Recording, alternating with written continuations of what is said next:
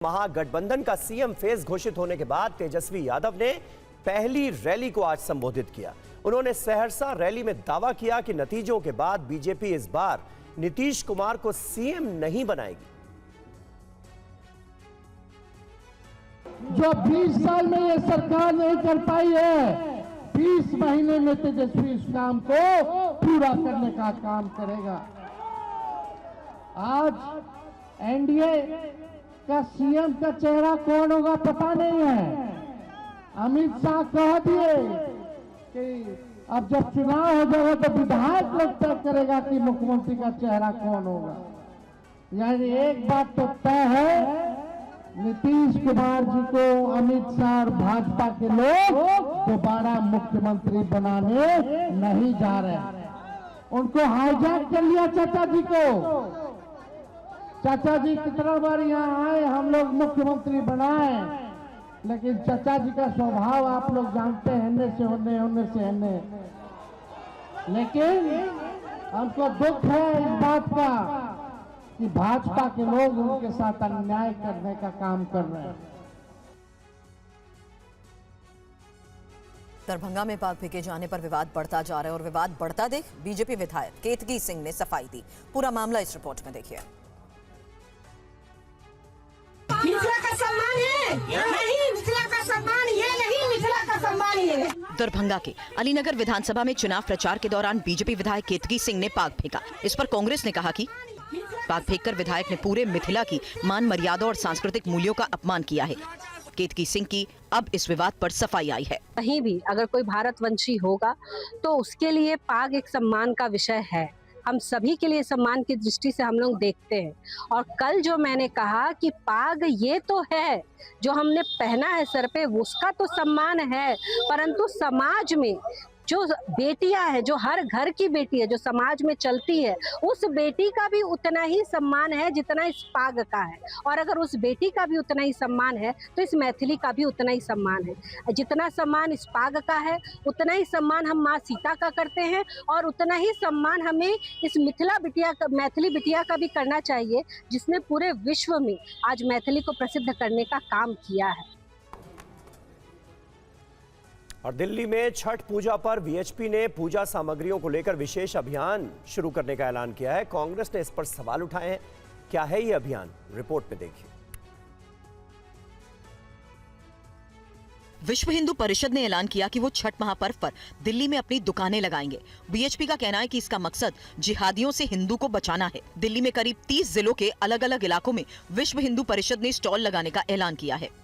विश्व हिंदू परिषद ने ये निश्चित किया है कि एक जिहाद मुक्त छठ पूजा ये बनाई जाए दिल्ली के अंदर। इसके अंदर हम लोग भक्तों का और जो भी व्यवस्थापक है उनका सहयोग करेंगे, और कोई भी प्रोषित पूजा सामग्री भक्तों को ना मिले, इसके लिए विश्व हिंदू परिषद दिल्ली में 30 स्थानों पर अपने खुद के स्टॉल लगाने की कोशिश में है। वीएचपी के इस ऐलान के बाद अब कई सवाल उठने लगे। कांग्रेस सांसद इमरान मसूद ने कहा कि ये अपनी दुकान चलाने और सामान बेचने का तरीका है। भैंस हिंदू की थी कि मुसलमान की थी, वो खेत हिंदू का था कि मुसलमान का था। ये अमूल डेयरी से दूध लोगे, इस डेयरी के अंदर कितने लोगों ने दूध दिया, वो धर्म देख करके दूध दे रहे हैं क्या? वो भैंस का दूध भी धर्म देख करके होगा। ये तमाशा बना रहे हैं, इसके अलावा कुछ भी नहीं है।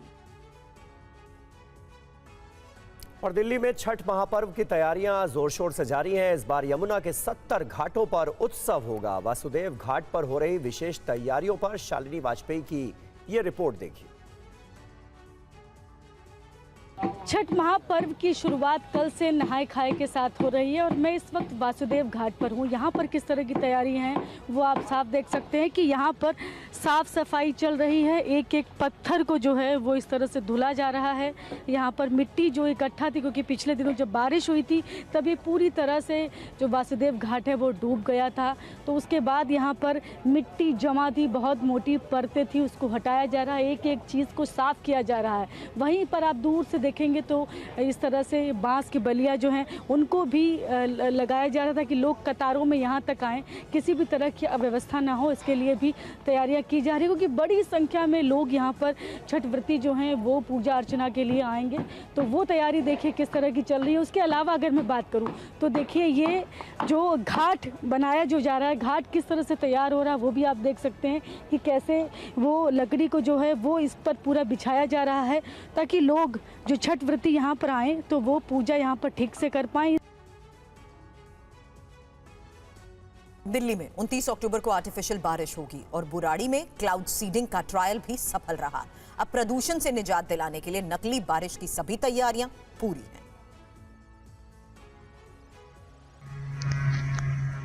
तस्वीरें क्लाउड सीडिंग के ट्रायल की है। दिल्ली में प्रदूषण कम करने के लिए 28 से 30 अक्टूबर के बीच क्लाउड सीडिंग से आर्टिफिशियल बारिश कराई जाएगी।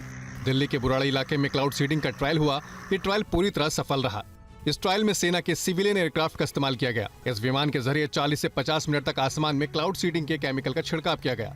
इससे बारिश के लायक बादल बने और ट्रायल पूरी तरह कामयाब रहा। दिल्ली में क्लाउड सीडिंग पर पर्यावरण मंत्री मजिंदर सिंह सिरसा ने सरकार का पूरा प्लान बताया। बुराड़ी में इन्होंने एक छोटे क्लाउड के ऊपर पैरोटेक्निक्स के माध्यम से ब्लास्ट कराए, फ्लेयर्स को ब्लास्ट कराया। वो फ्लेयर्स की ब्लास्ट से ये कन्फर्म हुआ कि ये प्लेन की स्ट्रेंथ क्या है। प्लेन को उस इलाके से वाकिफ किया गया और इस टेक्नोलॉजी के माध्यम से जो कि नीचे से ब्लास्ट कर बादलों के ऊपर को जाती है और पैरोटेक्निक्स के माध्यम से ये फ्लेयर्स फैलती हैं और ऊपर जाके बादलों से टकराती हैं, जिससे बरसात हो। राजस्थान में सड़क हादसे में युवक की मौत के बाद गुस्साए लोगों ने पुलिस पर पथराव कर दिया, जिसमें कई जवान घायल हो गए। पुलिस ने केस दर्ज कर कार्रवाई शुरू कर दी।